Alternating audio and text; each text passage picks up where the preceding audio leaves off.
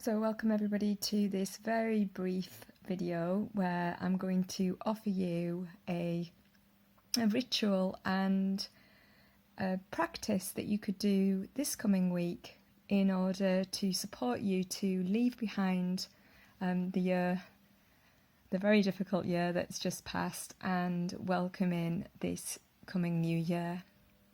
I know many of you were interested and had actually booked onto the cord cutting and vision day that I was going to be running in January at the Acorn, and I hope that this short video serves you as well as anyone else who is feeling that they need to shift some of the energies that they have brought with them from the past year and clear the path for good and kind of more new energy to come into their lives in this current year.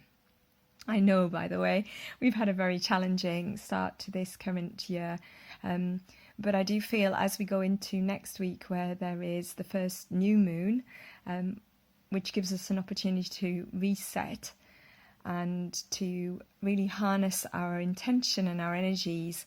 If we can do that collectively as a group, that will really amplify the manifestation of those visions and those energies.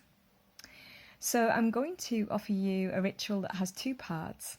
And the first part is a release, a reset of 2020. So to do that, I'm going to suggest that you do a cord cutting activity. Cord cutting is a severance of a bond of energy that is dense and can carry toxicity in it and is not serving or healthy for you or for the other person or the object or the place that the cord is attached to. So cord cutting is a severance of a more dense and unhelpful energy flow. What I will say is that cords of love, of light, can never ever be cut. So that they are eternal, they are of sacred origin, they can't be cut, but we can cut the denser cords. So it's a really powerful practice, and cutting the cords with 2020 will free up some of your energies, quite a lot of your energies and the collective, and allow us to recycle those energies and use them with our intention for this current year. So to cord cut, what I would suggest you do is that at some point over the next couple of days, certainly by the end of the day on Tuesday, ideally the end of today or Monday, I would suggest that as we sit in the dark moon energy, that you reflect on 2020 and do a list of anything that you do not want to take with you into this year. So again, this can be things that you feel like are weighing you down, things that are keeping you held back in 2020, things that are toxic, things that feel really dense within your body. And when you reflect on what these things are, I would encourage you to just sit quietly, light a candle, listen to your heart, listen to your mind, listen to your body especially, and write the list. So to help you, I'm just going to glance down at my notes. The sort of things that you may want to cut the cords with are judgments that you are still holding, resentment, bitterness, the what ifs, the if onlys, the regret, the loss, the huge amount of loss that we all experienced last year.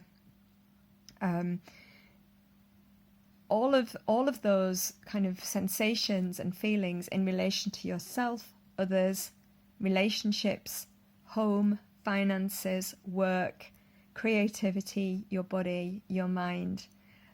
The list is endless. But it's really around things that you feel are holding you back. Write the list. And then when you have written the list, imagine, get a pair of scissors, and imagine those scissors become basically a sword of light, and I want you to cut through the paper, cut through the attachments that you still have to those energies. Cut it all through. Cut up the paper, cut up the paper, cut up the paper. Cutting the cords consciously with those feelings, thoughts, sensations. And then when the paper is completely cut up, burn it. And say, it is done.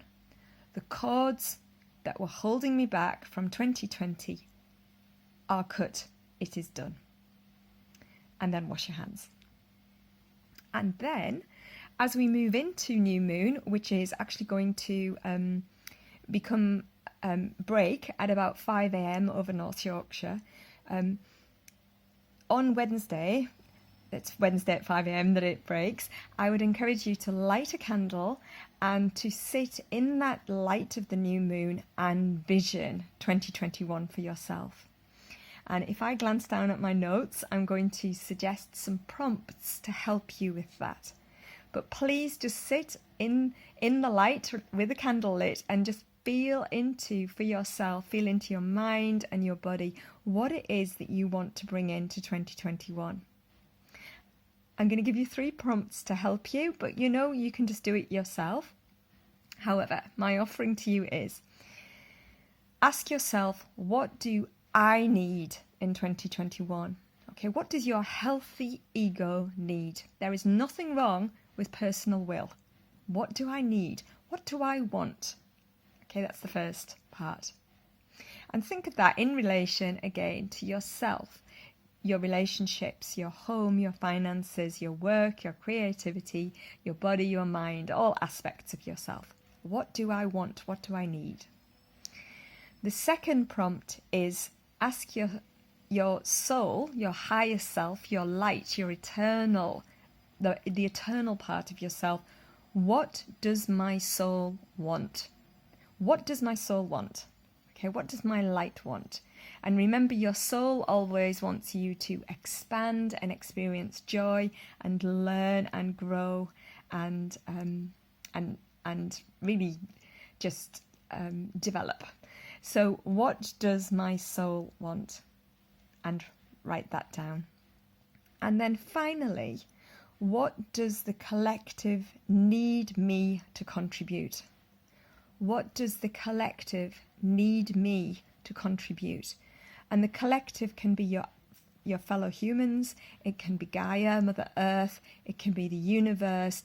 This is like the visioning of your service, your personal devotion to supporting the earth and humanity to heal.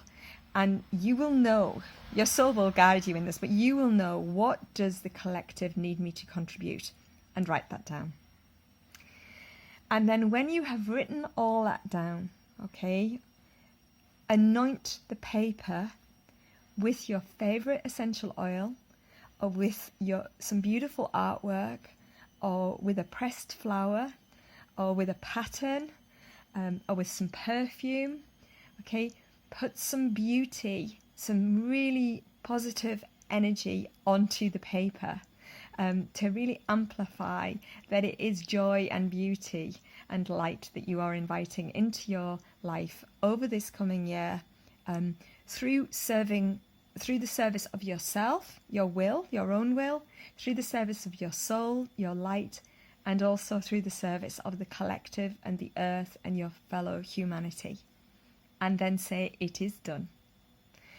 And place that list somewhere really special for yourself, but somewhere where you can go back to it and look at it maybe every new moon as we move through this year, or maybe somewhere that you will look at more frequently than that, every day. Trust your instinct, what will work for you. So I hope that serves you, and I hope that will support us as a group to start to feel like we have some autonomy and some control over our lives at the moment in this very difficult situation, because we do. Our intention is the most powerful tool that we have, and ritual and ceremony supports the manifestation of our intentions. And I know that I will be doing this again on Wednesday, and I will be holding you all in light and in love as you do that. So blessings be, and from my heart to yours, sending you so much love.